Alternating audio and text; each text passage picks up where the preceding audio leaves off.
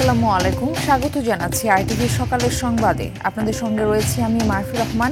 ছাত্র জনতার গণ অভ্যুত্থানের স্মৃতিকে স্মরণ করে আজ পালিত হবে জুলাই শহীদ দিবস। দিবসটি উপলক্ষে রাষ্ট্রীয়ভাবে শোক পালনের সিদ্ধান্ত নিয়েছে অন্তর্বর্তী সরকার।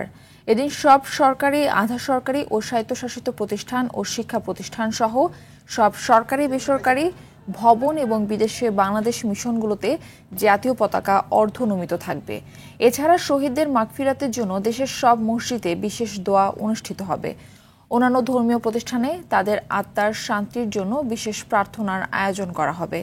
শহীদ আবু সাইদের জন্য দোয়া ও পরিবারের সঙ্গে দেখা করতে অন্তর্বর্তী সরকারের 4 উপদেষ্টার রংপুর যাওয়ার কথা আছে। সরকারি চাকরিতে কোটা সংস্কার নিয়ে 2024 সালের জুলাইয়ে যে আন্দোলন শুরু হয় তা পরে রূপ নেয় সরকার পতনের আন্দোলনে। সেই আন্দোলনের মধ্যে 16 জুলাই রংপুরে পুলিশের গুলিতে নিহত হন আবু সাইদ। তার মৃত্যুর ঘটনায় আন্দোলন আরও তীব্রতা পায়।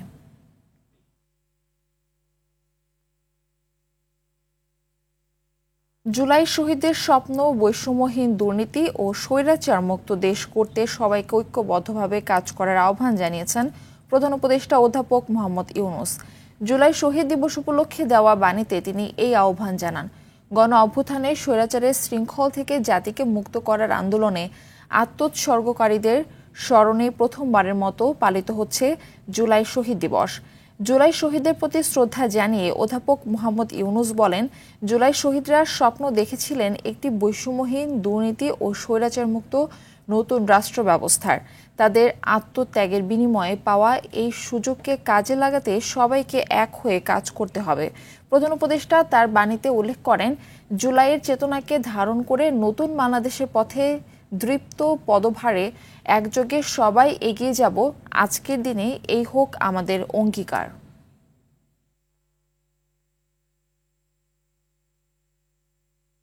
16 জুলাই 2024 দেশের বিভিন্ন স্থানে নিরস্ত কোটা সংস্কার আন্দোলনকারীদের উপর বর্বর হামলা চালায় ছাত্রলীগ, যুবলীগ ও কতিপয় পুলিশ। এতে রংপুরে বেগম রোকেয়া বিশ্ববিদ্যালয়ের শিক্ষার্থী আবু সাইদ, চট্টগ্রাম কলেজ ছাত্রদলের যুগ্ম আহ্বায়ক ওয়াসিম আকরাম সহ 6 জন নিহত হন। সেদিন পাবলিক বিশ্ববিদ্যালয়ের সাথে মাঠে নেমে আসে বেসরকারি বিশ্ববিদ্যালয় ও স্কুল কলেজের শিক্ষার্থীরা। আন্দোলন দমাতে কঠোর হয় স্বৈরাচার সরকার। অনির্দিষ্টকালের জন্য বন্ধ ঘোষণা করে সব শিক্ষা প্রতিষ্ঠান। সেদিনের উত্তাল আন্দোলনের কথা জানাচ্ছেন জাহিদ রহমান। 16 জুলাই সকাল 11টা বাড্ডা রামপুরা সড়ক অবরোধ করে বেসরকারি বিশ্ববিদ্যালয়ের শিক্ষার্থীরা। আন্দোলনে যোগ দেয় বিভিন্ন স্কুল কলেজের শিক্ষার্থীরাও। সারা দেশের বিভিন্ন স্থানে কোটা সংস্কারের আন্দোলনের সমর্থনে বন্ধ করে দেওয়া হয় সড়ক, মহাসড়ক। নিরস্ত্র কোটা আন্দোলনকারীদের উপর বিভিন্ন স্থানে হামলা চালায় ছাত্রলীগ, যুবলীগ ও পুলিশ।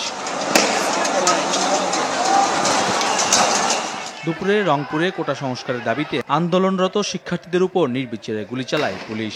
নিহত হন বেগম রোকেয়া বিশ্ববিদ্যালয়ের শিক্ষার্থী আবু সাইদ। 16 তারিখের দিন আমাদের যখন শহর কেন্দ্রিক মিছিলটা আমাদের ক্যাম্পাসের এখানে আসে, তো আমাদের প্ল্যানিং ছিল যে মিছিলটা মডার্নের দিকে যাবে। সেই সময় কিন্তু ওই 1 নম্বর গেটের একদম সম্মুখেই তারা কিন্তু সেই সকল খুনি আওয়ামী লীগের পুলিশরা তারা কিন্তু শহীদ আবু সাইদের বুকে তারা গুলি চালায় এবং আবু সাইদ দুহাত প্রসারিত করে সেই যে পুলিশের বন্দুকের সামনে দাঁড়ানোর বিষয়টি, সেটি এখন সারা বিশ্ববাসী জানে। চট্টগ্রামে মুরাদনগরে কোটা আন্দোলনকারীদের উপর হামলা চালায় আওয়ামী লীগ, ছাত্রলীগ, যুবলীগের সশস্ত্র ক্যাডার বাহিনী।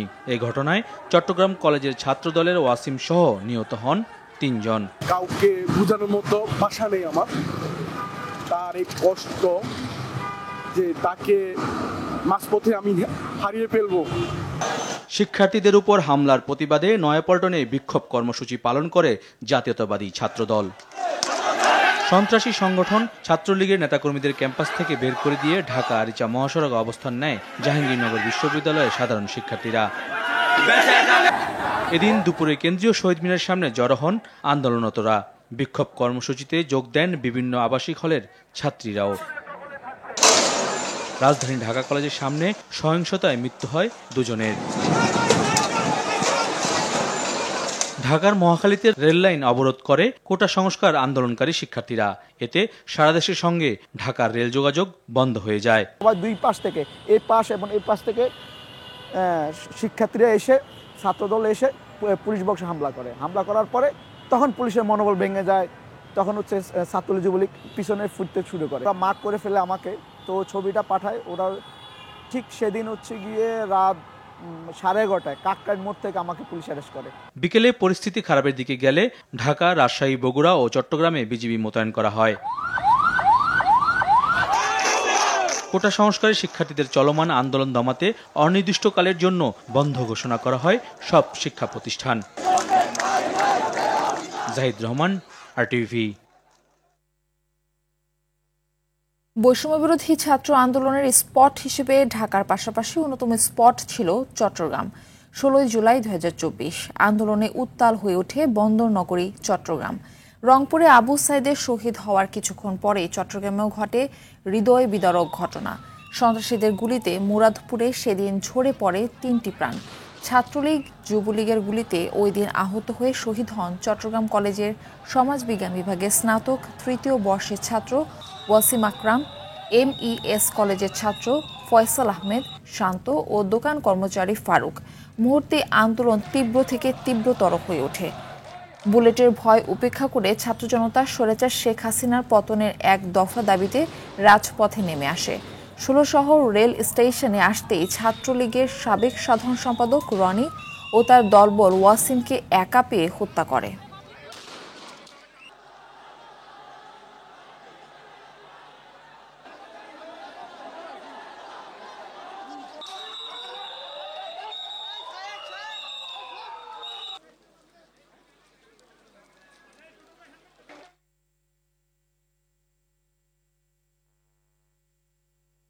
এই বিষয়ে আরো জানাতে চট্টগ্রাম থেকে আমাদের সঙ্গে সরাসরি যুক্ত হচ্ছেন সহকর্মী সাইফুল মাহমুদ।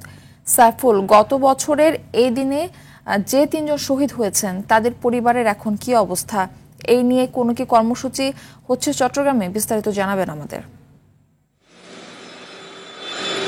মাফি, আসলে যেমন কি বলেছেন, ঠিক আজকে থেকে 1 বছর আগেও কিন্তু এখানে কিন্তু আন্দোলন চলছিল এবং সেই চট্টগ্রামে যে আন্দোলন হয়েছিল সেই আন্দোলনের হাব ছিল কিন্তু এই কেন্দ্রটি এবং ওই দিনও কিন্তু আমরা এখানে ডিউটি করেছিলাম এবং ঠিক রংপুরে আবু সাইদ মারা যাওয়ার কিছুক্ষণ পরেই কিন্তু আমরা শুনতে পেলাম চট্টগ্রামের প্রথম শহীদ ওয়াসিম আকরাম, তিনি চট্টগ্রাম কলেজের ছাত্র ছিলেন। এর পরপরে MES কলেজের ছাত্র ফয়সাল আহমদ শান্ত তিনি নিহত হন এবং ফার্নিচার দোকানের কর্মচারী ফারুক আহমদ নিহত হন। এর পরপরই কিন্তু আসলে আন্দোলনের মোড় সম্পূর্ণ ঘুরে যায়। আমরা ক্যামেরা দিয়ে আসলে যেই অংশটুকু আপনাদেরকে দেখানোর চেষ্টা করছি সেই অংশ ছিল বৈষম্য বিরোধী ছাত্র আন্দোলনের কর্মীরা এবং ঠিক অপোজিশন পাশে ছিল আসলে পুলিশ এবং ছাত্রলীগের নেতাকর্মীরা। এখানে কিন্তু একেবারে উভয় পক্ষের মধ্যে কিন্তু আসলে মুহুর্মুহু সংঘর্ষ চলছিল। এরই মধ্যে কিন্তু যখন বৈষম্য বিরোধী ছাত্র আন্দোলনের নেতাকর্মীরা একটু পিছনের দিকে যায় তখন সেই মুহূর্তে কিন্তু ওয়াসিম আকরাম একা হয়ে যায়। আর এই একা হওয়ার সুবাদে কিন্তু তাকে কিন্তু ওইখানে কিন্তু ছাত্রলীগের নেতাকর্মীরা বিশেষ করে নুরুল আজম রনির নেতৃত্বে তাকে কিন্তু গুলি করে এবং একই সাথে যখন জানতে পেরেছে যে সে ছাত্রদলের একজন কর্মী তখন তার উপর কিন্তু গুলি করার পরও কিন্তু তাকে কিন্তু যথেষ্ট পিটানো হয়েছিল, তার মৃত্যু নিশ্চিত করা হয়েছিল। এর পরপরই কিন্তু আসলে তাদেরকে তার এক সহকর্মী খুব কষ্ট করে একেবারে মাটির সাথে গড়িয়ে গড়িয়ে তাকে কিন্তু চট্টগ্রাম মেডিকেল কলেজ হাসপাতালে নিয়ে যাওয়া হয় এবং সেখানে নেওয়ার পরে সেখানে ডাক্তাররা তাকে মৃত ঘোষণা করেন এবং আমরা কিন্তু কিছুক্ষণ পরে সেখানে যাওয়ার পরে সেই 3টি লাশ কিন্তু আমরা দেখতে পাই এবং সেখানে কিন্তু পাড়া পুলিশ পাহারায় ছিল। কাউকে আসলে সেভাবেই তখন কিন্তু এই ভিডিওগুলো কিন্তু ধারণ করতে দেয়নি পুলিশ। এরপরও কিন্তু আমরা যারা গণমাধ্যম কর্মী ছিলাম তারা কিন্তু আসলে ঝুঁকি নিয়ে কিন্তু আসলে এই ভিডিও করেছিলাম এবং আজকে কিন্তু কিছুক্ষণ পরে 11টায় কিন্তু একটা আনন্দ মিছিল বের হবে অলঙ্কার মোড়ে, এই বিজয় র্যালি বের হবে এবং একই সাথে রাত 8টার সময় সাংস্কৃতিক উপদেষ্টা তিনি চট্টগ্রাম স্টেডিয়ামে ড্রোন শট উড়াবেন এবং জুলাই আন্দোলনের সেই বিষয়গুলি তিনি তুলে ধরবেন বিভিন্ন প্রদর্শনীর মাধ্যমে এবং সেখানে শহীদ পরিবারদেরকে দাওয়াত দেওয়া হয়েছে। আমরা কথা বলেছিলাম ফয়সাল আহমদ শান্তের মার কাছে, তিনি জানালো তিনি কিন্তু এখনো কিন্তু ভয়ের মধ্যে আছেন, তাকে কিন্তু মাঝে মধ্যে কে বা কারা আসলে অপরিচিত নাম্বার থেকে হুমকি দিচ্ছেন বলে তিনি জানিয়েছেন। এবং আমরা কথা বলেছিলাম ওয়াসিম আকরামের বোনের সাথে, তাদের একটাই স্বপ্ন ছিল, তারা 2 বোন, তাদের 2 বোনকে ওয়াসিম আকরাম ডাক্তার বানাবেন। হয়তো সেই স্বপ্ন বাস্তবায়ন হতে পারে কিন্তু তাদের ভাই সাইফুল মাহমুদ, আপনাকে অসংখ্য ধন্যবাদ আমাদের সঙ্গে যুক্ত হবার জন্য। জুলাই গণ অভ্যুত্থানে দিনাজপুরের মাটিতে একমাত্র শহীদ রবিউল ইসলাম রাহুল বেঁচে থাকলে অংশ নিতেন এবারের উচ্চ মাধ্যমিক পরীক্ষায়। তাকে হারানোর শোক এখনও কাটেনি পরিবারের।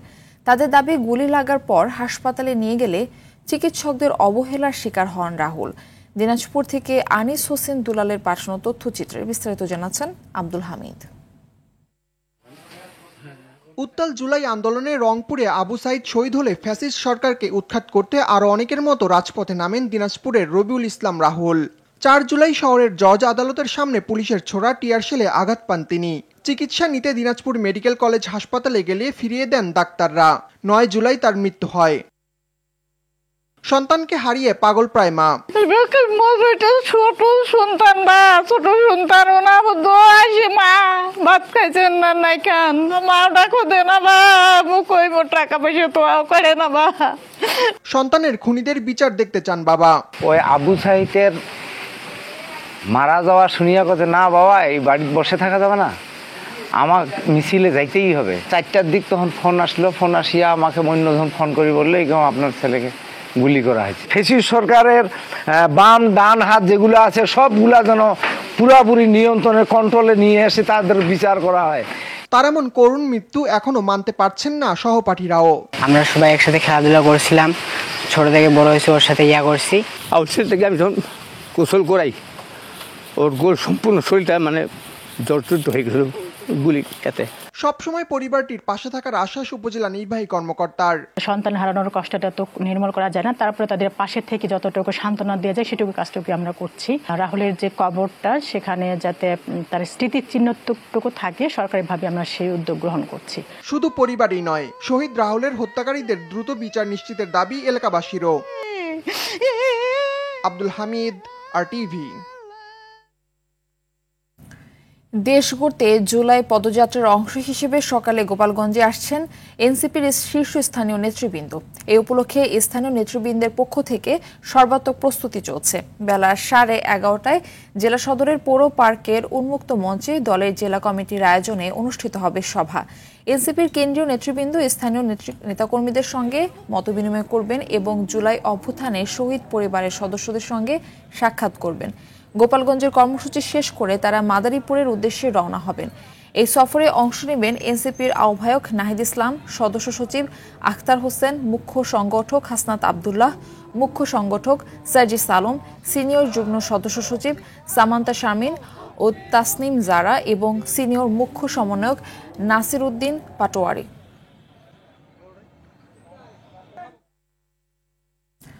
গোপালগঞ্জের সর্বশেষ খবর জানাতে আমাদের সঙ্গে এবার সরাসরি যুক্ত হচ্ছেন আমাদের আরেক সহকর্মী আব্দুল্লাহ আল মামুন।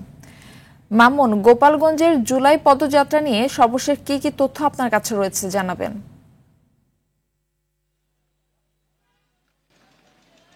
ধন্যবাদ মার্ফি। গোপালগঞ্জে আসলে আজ যে জুলাই পদযাত্রার প্রোগ্রাম রয়েছে, কর্মসূচির অংশ হিসাবে গোপালগঞ্জের যে আপনার পৌর উন্মুক্ত মঞ্চ রয়েছে, উন্মুক্ত মঞ্চে একটা সভার আয়োজন করা হয়েছে। সকাল থেকেই আসলে সকাল না, আমি যদি বলি কাল থেকে এখানে আসলে মঞ্চ তৈরির চলছে, আপনার প্রস্তুতি চলছে। তো এখনো সেই মঞ্চ তৈরির প্রস্তুতি চলছে। আর এখানে যারা নেতাকর্মীরা রয়েছেন তারা এখনো আসলে মোটামুটি সবাই এখন এসে পৌঁছাননি। তারা ওই তাদেরকে স্বাগত জানানোর জন্য তারা পুলিশ লাইন মোড়ে রয়েছেন। ঢাকা মেডিকেল কলেজ সংলগ্ন মিডফোর্ড এলাকায় ব্যবসায়ী সোহাগ হত্যাকাণ্ডে জড়িত পাথর নিক্ষেপকারীকে গ্রেপ্তার করেছে গোয়েন্দা পুলিশ। সোমবার পটুয়াখালী সদর উপজেলার ইটবাড়িয়া এলাকা থেকে তাকে গ্রেপ্তার করা হয়। গ্রেপ্তার ব্যক্তির নাম ও পরিচয় তাৎক্ষণিকভাবে জানা না গেলেও গোয়েন্দা সূত্রে নিশ্চিত হওয়া গেছে যে তিনি হত্যাকাণ্ডের ঘটনায় সরাসরি সম্পৃক্ত।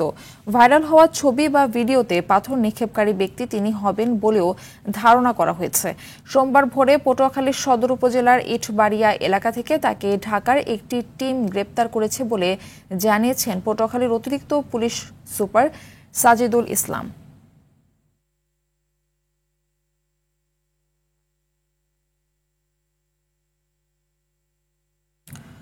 ময়মনসিংহের ভালুকায় চাঞ্চল্যকর 2 শিশুসহ মাকে গলা কেটে হত্যার ঘটনায় প্রধান আসামি নজরুল ইসলামকে গ্রেফতার করেছে ভালুকা মডেল থানা পুলিশের একটি বিশেষ টিম। লোকেশন ট্র্যাকিং করে গাজীপুরের জয়দেবপুর রেল স্টেশন থেকে তাকে গ্রেফতার করা হয়। প্রাথমিক জিজ্ঞাসাবাদে হত্যার কথা স্বীকার করেছেন আসামি নজরুল ইসলাম। এর আগে ভালুকা পৌর শহরের টি&টি রোড এলাকার একটি ভাড়া বাসায় তালাবদ্ধ ঘর থেকে রফিকুল ইসলামের স্ত্রী ও 2 শিশুর মরদেহ উদ্ধার করে পুলিশ। ঘটনার পর থেকে রফিকুল ইসলামের ছোট ভাই নজরুল ইসলাম পলাতক ছিলেন।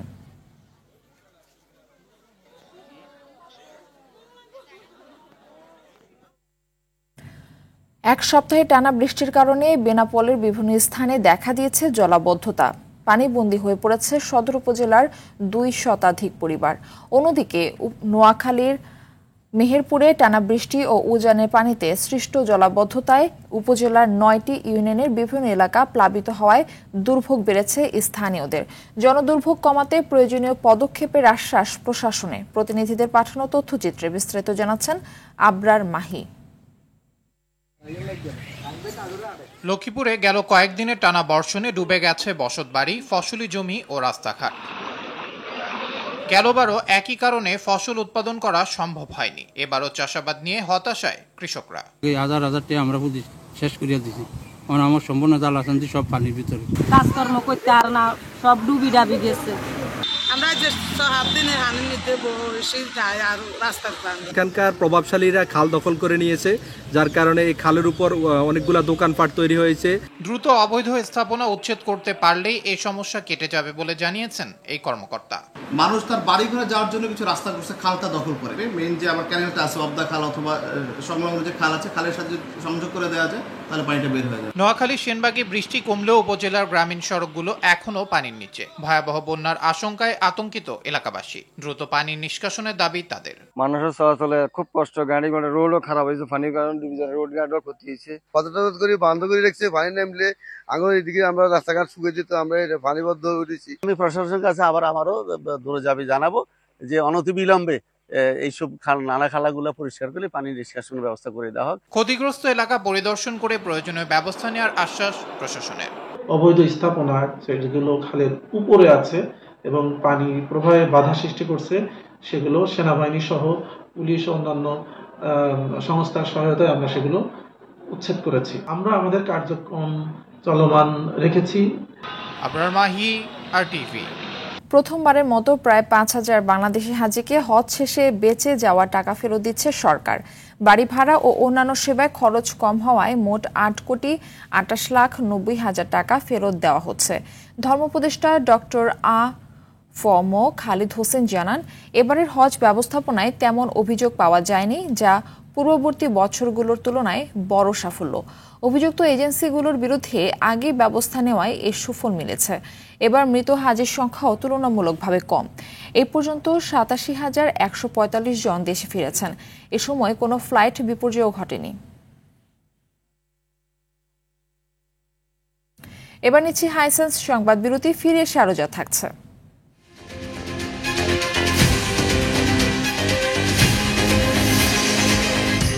সাম্প্রদায়িক সহিংসতার মধ্যে সিরিয়ার বেশ কয়েকটি স্থানে বিমান হামলা। বেদুইন উপজাতিদের সঙ্গে সংঘর্ষের অবসান ঘটাতে এই হামলা বলছে ইসরায়েল।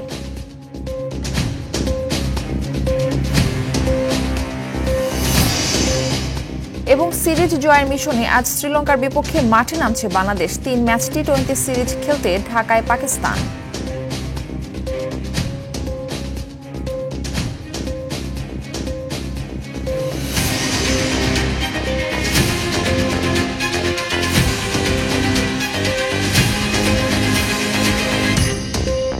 ডেঙ্গু আক্রান্তের সংখ্যা 4000 ছাড়িয়েছে বরগুনায়। মঙ্গলবার নতুন করে আরও 63 জনের ডেঙ্গু শনাক্ত হয়েছে। এ নিয়ে জেলায় মোট আক্রান্তের সংখ্যা দাঁড়ালো 4023 জনে। Civil surgeon doctor Mohammad Abul Fattah জানিয়েছেন, একদিনে বরগুনা সদর উপজেলার 45 জন, আমতলিতে 1, বামনায় 4, পাথরঘাটায় 9 এবং তালতলিতে 4 জন নতুন করে আক্রান্ত হয়েছেন। জেলায় ডেঙ্গুতে আক্রান্ত হয়ে চিকিৎসাধীন আছেন 175 জন। আর চলতি মৌসুমে ডেঙ্গুতে আক্রান্ত হয়ে এই জেলার 34 জন মারা গেছেন।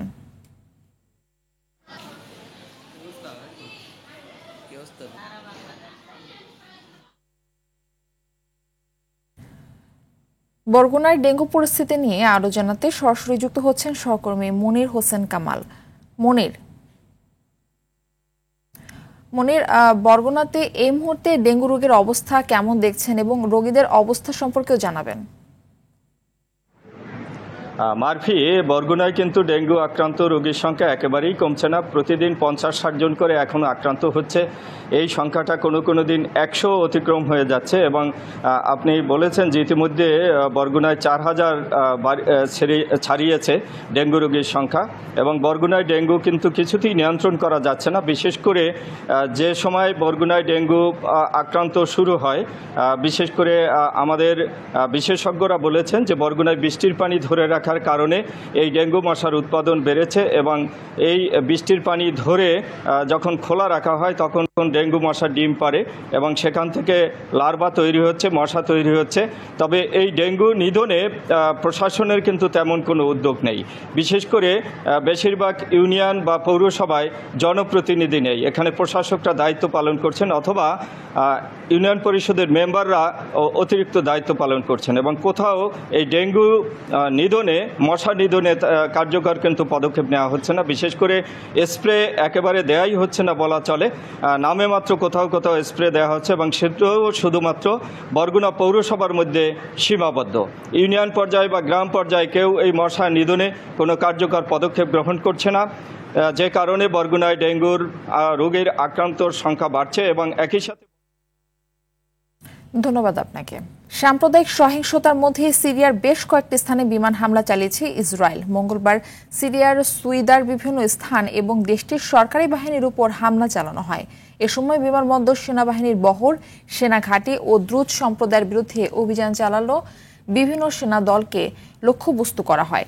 অন্যদিকে ইসরায়েল সমর্থিত আল হিজরি মিলিশিয়া সদস্য ও দ্রুজ ধর্মীয় যোদ্ধাদের সুইদাতে প্রবেশের সময় ড্রোন হামলা করেছে সিরিয়ান বাহিনীকে তরফ বলা হয়েছে।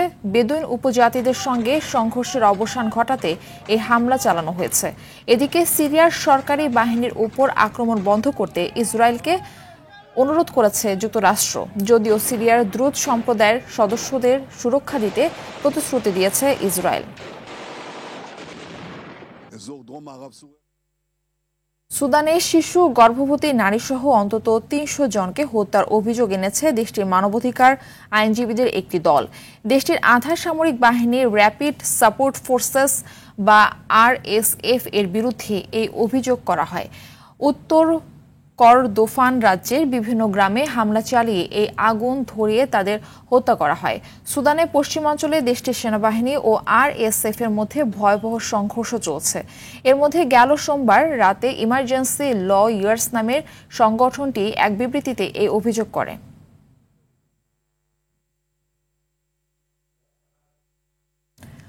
লেবাননে ইসরায়েলি বিমান হামলায় নিহত হয়েছে অন্তত 12 জন। মঙ্গলবার লেবাননের নিরাপত্তা সূত্রের বরাতে বার্তা সংস্থা রয়টার্স জানায়, দেশটির পূর্বাঞ্চলে চালানো হামলায় নিহত হওয়াদের মধ্যে ইরান সমর্থিত সশস্ত্র গোষ্ঠী হিজবুল্লাহ 5 সদস্য আছেন। হামলার পর ইসরায়েলের তরফে বলা হয়, সশস্ত্র গোষ্ঠী হিজবুল্লাহর পুনরায় শক্তিশালী হওয়া ঠেকানোর উদ্দেশ্যে এই হামলা চালানো হয়েছে। ইসরায়েলি সেনাবাহিনী জানায়, মঙ্গলবার লেবাননের বেকা উপত্যকায় হিজবুল্লাহ যোদ্ধাদের প্রশিক্ষণ শিবির ও অস্ত্রাগার লক্ষ্য করে বিমান হামলা চালানো হয়। এদিকে লেবাননের বিরুদ্ধে হওয়া ইসরায়েলি আগ্রাসনের নিন্দা জানিয়েছে সশস্ত্র গোষ্ঠী হিজবুল্লাহ। একে ভয়াবহ উত্তেজনা বৃদ্ধি বলেও আখ্যা দিয়েছে গোষ্ঠীটি।